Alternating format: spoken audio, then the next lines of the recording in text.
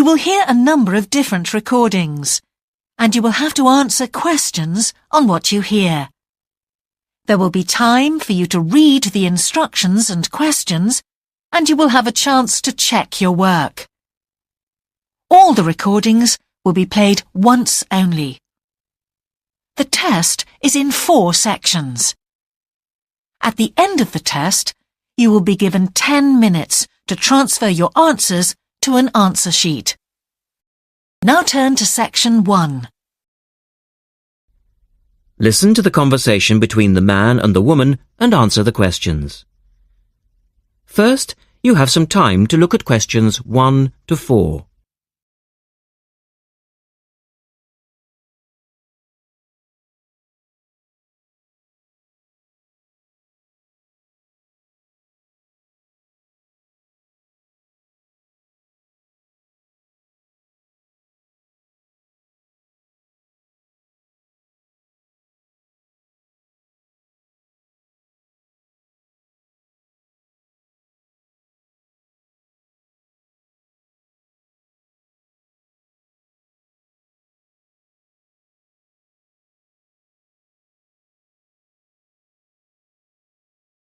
Now we shall begin.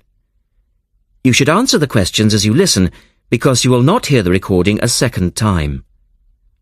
Listen carefully and answer questions 1 to 4. Good morning, University Language Centre. How can I help you?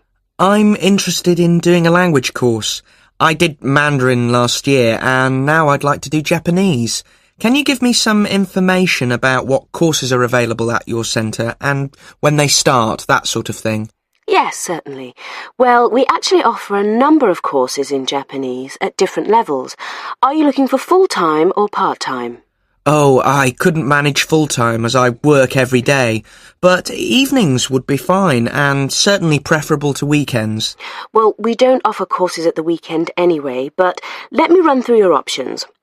We have a 12-week intensive course, 3 hours, 3 nights a week. That's our crash course. Or an 8-month course, 2 nights a week. I think the crash course would suit me best, as I'll be leaving for Japan in 6 months' time.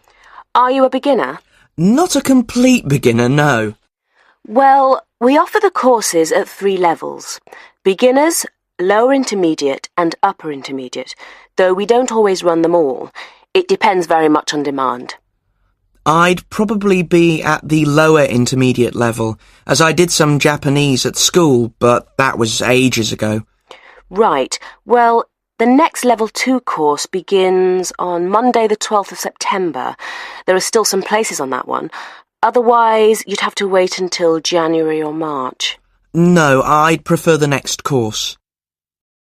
The woman asks the man for some details about himself. Look at questions 5 to 10.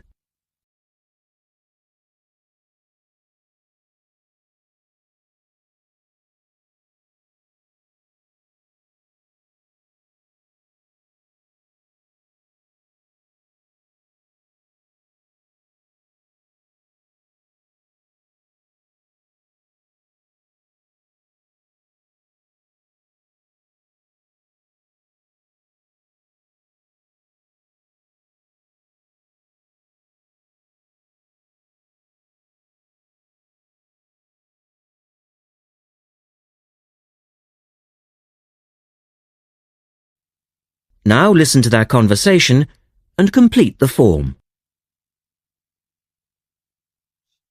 Right. Can I get some details from you then, so I can send you some information? Sure. What's your name? A family name first. Haggerty, Richard. Hagarty?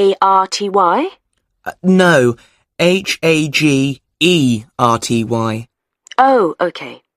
And your address, Richard? Well, perhaps you could email it to me. Right. What's your email address? It's Ricky45, that's one word, RICKY45, @hotmail.com. And I just need some other information for our statistics. This helps us offer the best possible courses and draw up a profile of our students. Fine.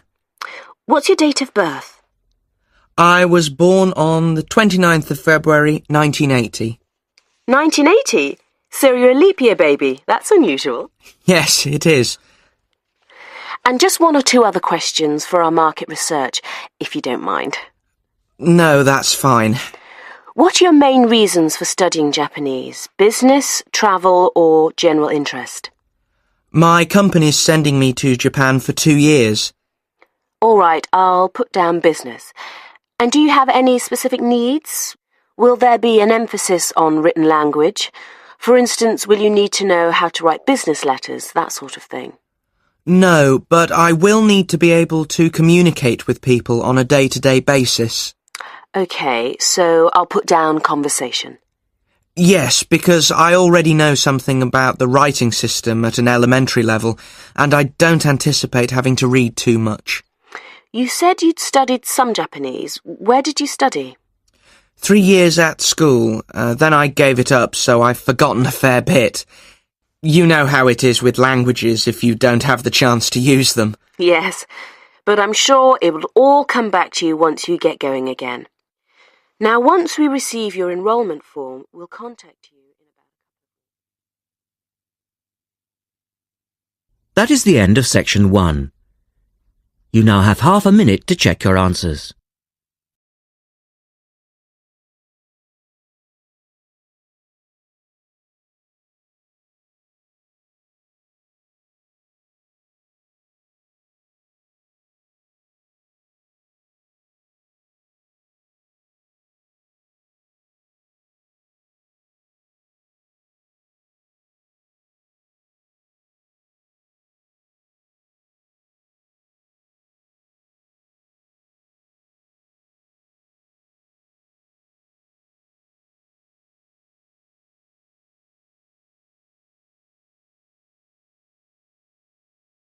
Section 2.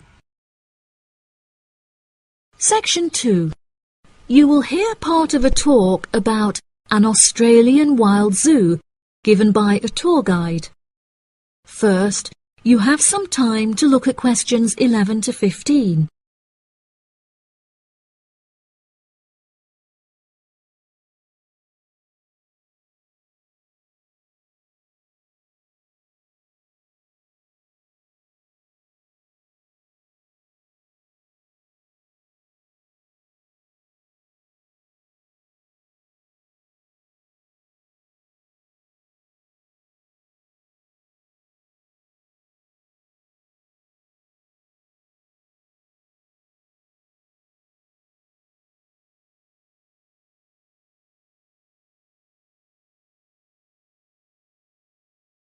Now listen carefully and answer questions 11 to 15.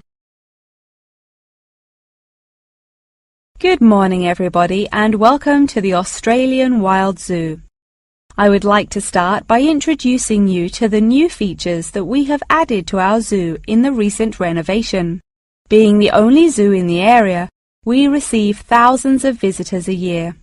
We found that this huge footfall was too demanding for the facilities that we were able to provide, and so we decided to expand ourselves in order to give every visitor a brilliant and exciting experience.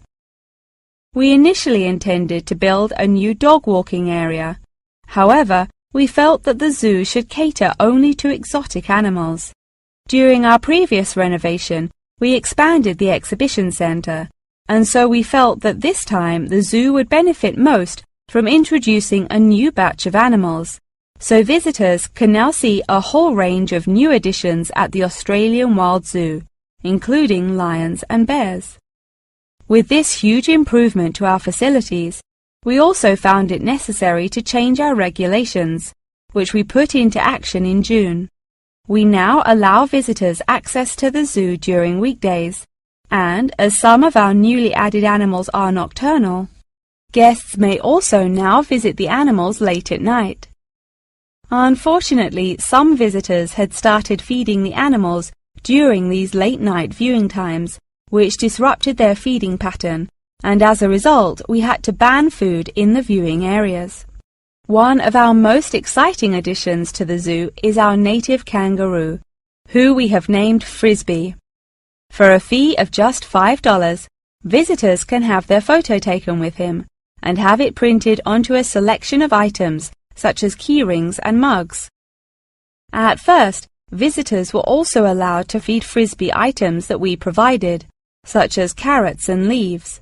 However, some guests started feeding him hamburgers and chips, so we were forced to forbid visitors from feeding him. As kangaroos are such calm animals, Frisbee isn't disturbed by the noises and shouting of visitors at the zoo, which has helped him to settle in at his new home very quickly. The Pie Dog Zone has been permanently closed throughout the winter period to allow the dogs to hibernate as they would in their natural habitat. We were very excited to be reopening the zone.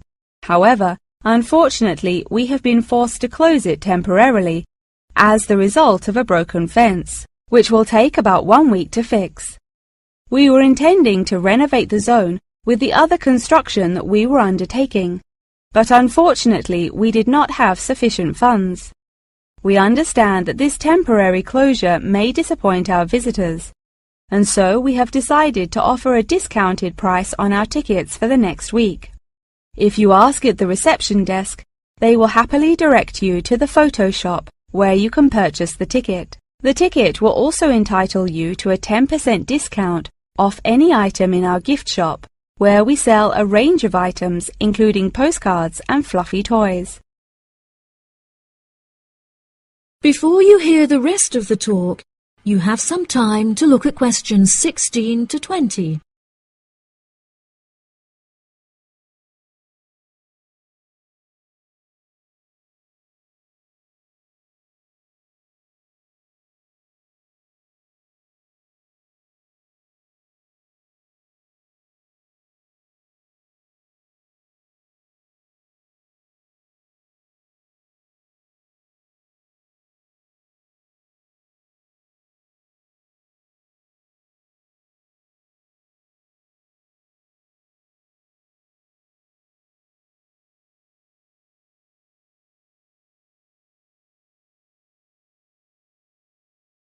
Now listen and answer questions 16 to 20.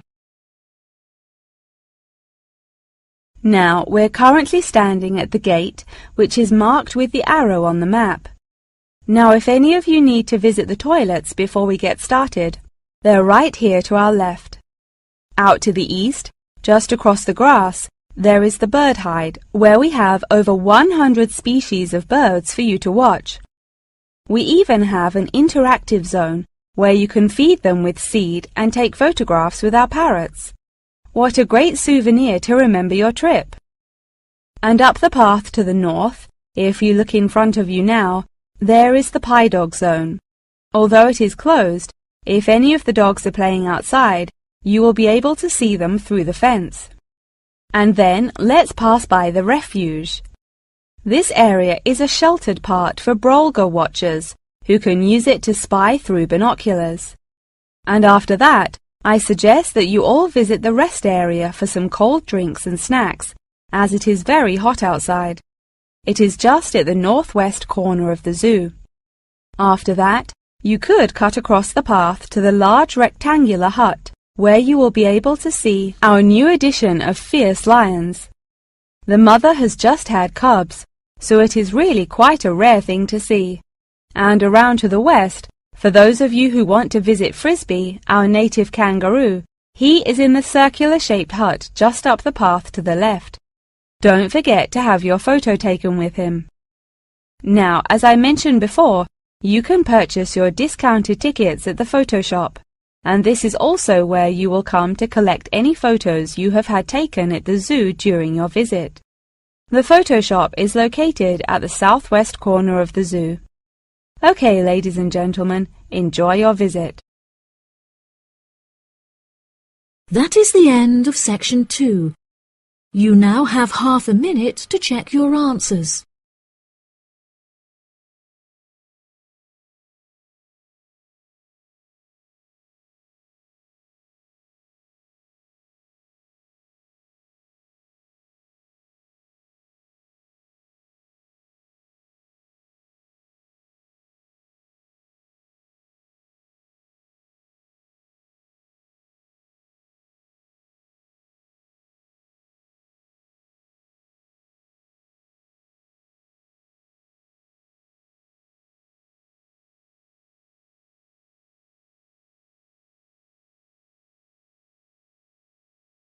Section 3.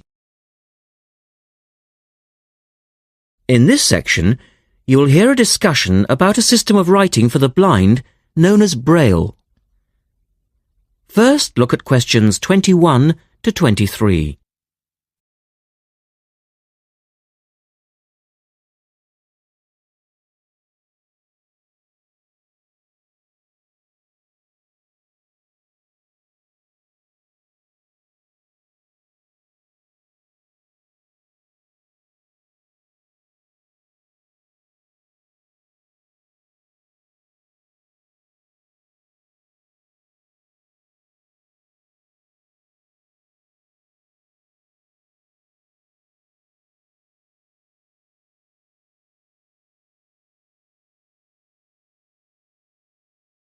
Now listen to the first part of the discussion and complete the notes for questions 21 to 23.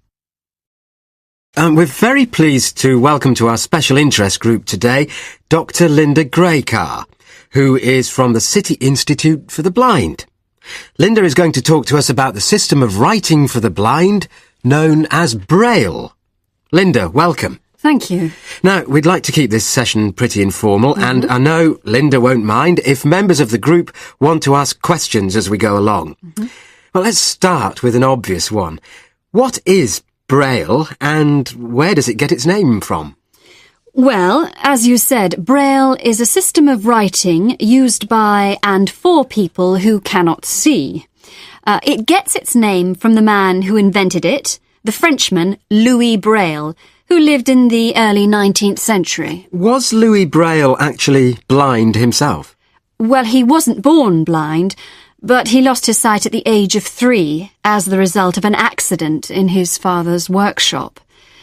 Louis Braille then went to Paris to the National Institute for Blind Children, and that's where he invented his writing system at the age of only 15 in 1824, while he was at the Institute. But he wasn't the first person to invent a system of touch reading for the blind, was he? No, another Frenchman had already come up with the idea of printing embossed letters that stood out from the paper, but this was very cumbersome and inefficient. Did Louis Braille base his system on the first one? No, not really.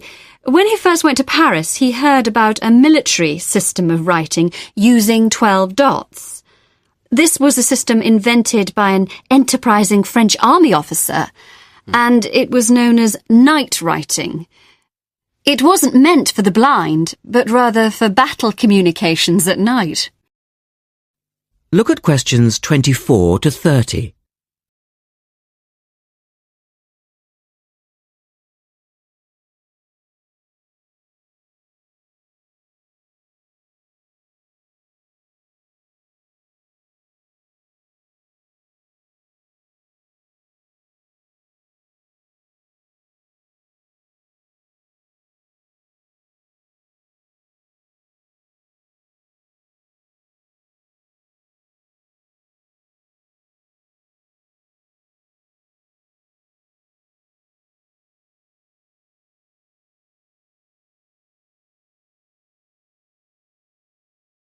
Listen carefully and answer questions 24 to 30.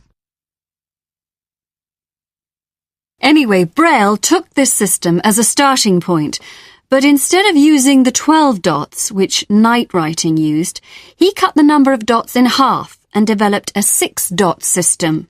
Can you give us a little more information about how it works? Well, it's a system of touch reading, which uses an arrangement of raised dots called a cell. Braille numbered the dot positions 1, 2, 3 downward on the left and 4, 5, 6 downward on the right. The letters of the alphabet are then formed by using different combinations of these dots. Yes? So, is the writing system based on the alphabet with each word being individually spelt out? Well, it's not quite that simple, I'm afraid. For instance, the first 10 letters of the alphabet are formed using dots 1, 2, 4 and 5. But Braille also has its own short forms for common words. For example, B for the word but and H for for have. There are many other contractions like this. So you spell out most words letter by letter, but you use short forms for common words? Yes, though I think that makes it sound a little easier than it actually is. And was it immediately accepted? I mean, did it catch on straight away? Well, yes and no. It was immediately accepted and used by Braille's fellow students at the school, but the system was not officially adopted until 1854, 2 years after Braille's death. So official acceptance was slow in coming. I suppose it works for all languages which use the Roman alphabet. Yes, it does, with adaptations, of course. Can it be written by hand, or do you need a machine to produce Braille? Well, you can write it by hand onto paper with a device called a slate and stylus. But the trick is that you have to write backwards, from right to left, so that when you turn your sheet over, the dots face upwards and can be read like English from left to right. Oh, I see. But these days, you'd probably use a Braille writing machine, which is a lot easier. And tell us, Linda, is Braille used in other ways, other than for reading text? Yes, indeed. In addition to the literary Braille code, as it's known, which of course includes English and French, there are other codes. For instance, in 1965, they created a form of Braille for mathematics. I can't imagine trying to do maths in Braille. Yes, that does sound difficult, I agree. And there's also a version for scientific notation. Oh, and yes, I almost forgot. There is now a version for music notation as well. Well, thanks, Linda. That was most interesting. Now, does anyone have any last questions? Yes. Roughly how long does it take to learn to read Braille? Can you do it in a day? That is the end of section 3. You now have half a minute to check your answers.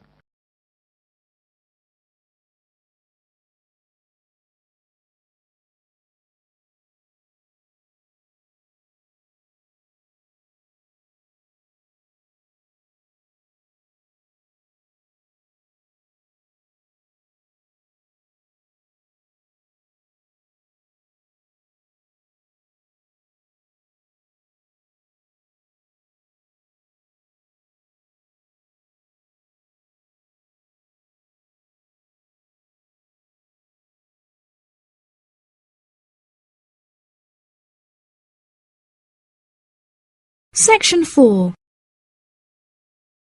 You will hear the beginning of a lecture about the Roberts Company. First, you have some time to look at questions 31 to 40.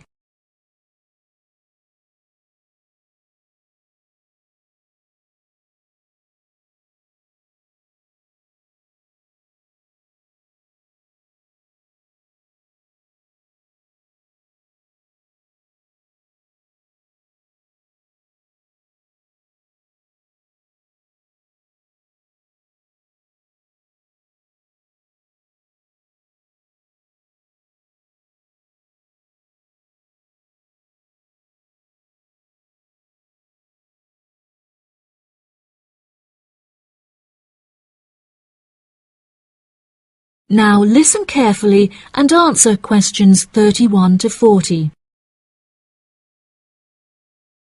Good morning. In the last few lectures, I've been talking about the history of technology in the modern world. But today, I want to use Roberts as our case study, which is a company that develops complex camera technology for a range of industries and disciplines. Since the camera was invented in 1816, it has changed and improved dramatically, with cameras now in existence that can fit on the head of a pin. The company has been founded on a series of principles by which the company operates in its day-to-day business, the most important of these being to enhance the present development of camera technology. Roberts has a philosophy pioneering innovation, having been responsible for the invention of numerous technologies since it was founded by Dwayne Roberts in 1957. It has achieved many of its aims over the years, but its principles and founding aim persists through time, which is to explore new facts and imagine the unimaginable. The cameras produced by robots have a multitude of potential applications that are currently being explored.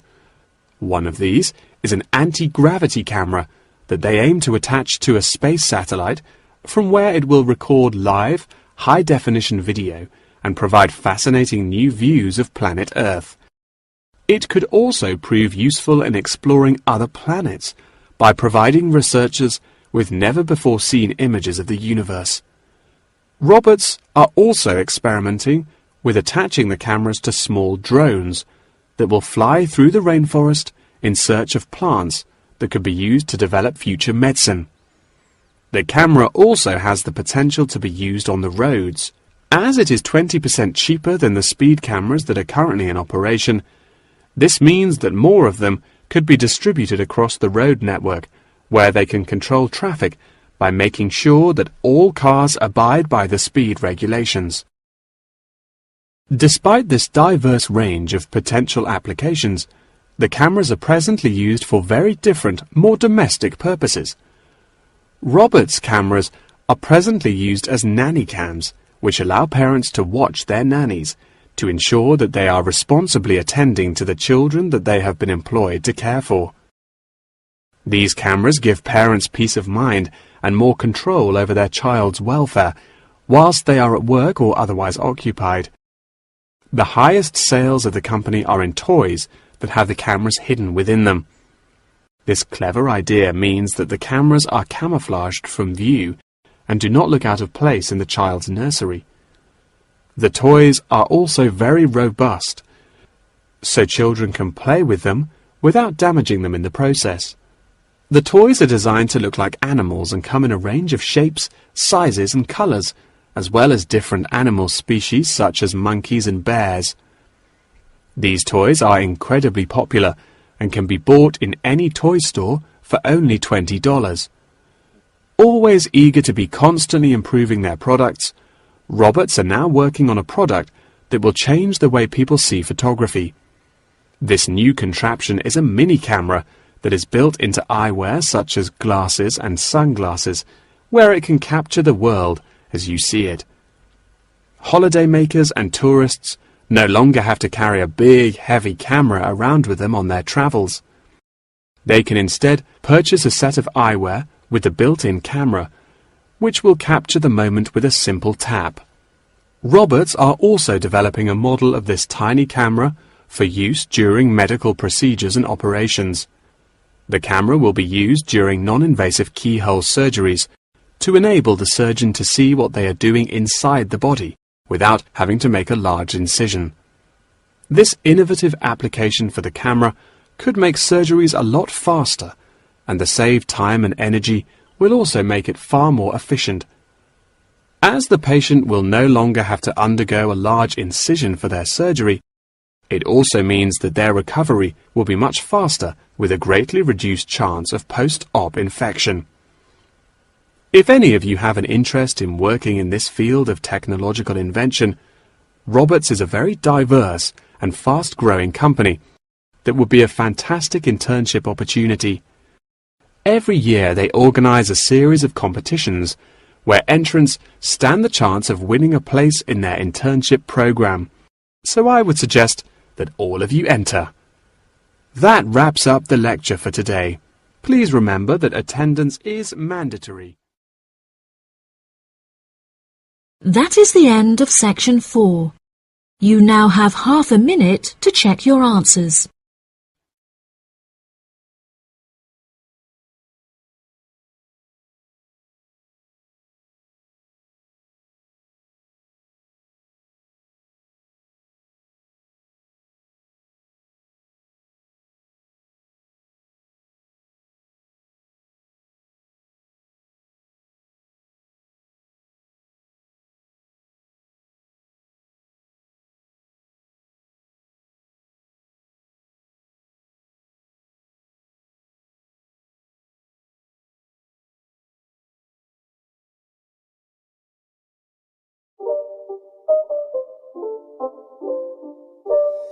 It's not a game, it's a rich thing.